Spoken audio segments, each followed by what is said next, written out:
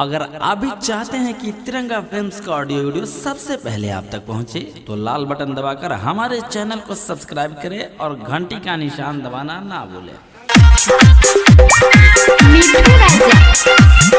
भैया बॉर्डर पर बारे सोची काती गरम राखी हम भैया बॉर्डर पर बारे सोची काती गरम राखी हम घरे रोआ तारी तहर बहिन घरे रोआ तारी तहर बहिन काती गरम राखी हम भैया बॉर्डर पर बारे सोची काती गरम राखी हम भैया बॉर्डर पर बारे सोची काती गरम राखी हम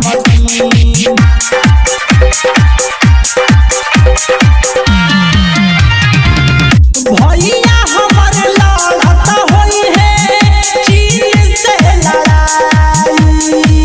सुनसान लागत होई उनकर कलाई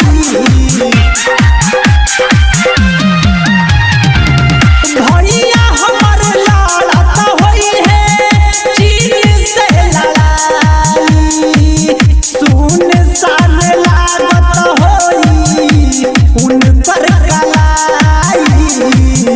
मारत होई है दुश्मन के गिनगिन मारत होई है दुश्मन के गिनगिन काती गरम राखी हम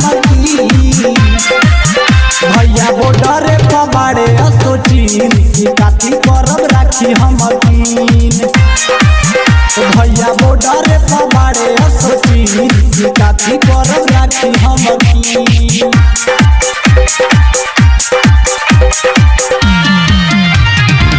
सारा देश बोलता के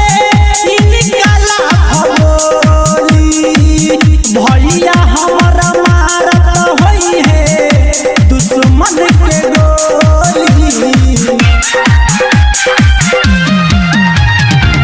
सारा देश बोलता के इनकला भगोली भैया हमरा मारत होई है दुश्मन के गोली ना बुझत होई रात बाकी दिन ना बुझत होई रात बाकी दिन काती गरम राखी हम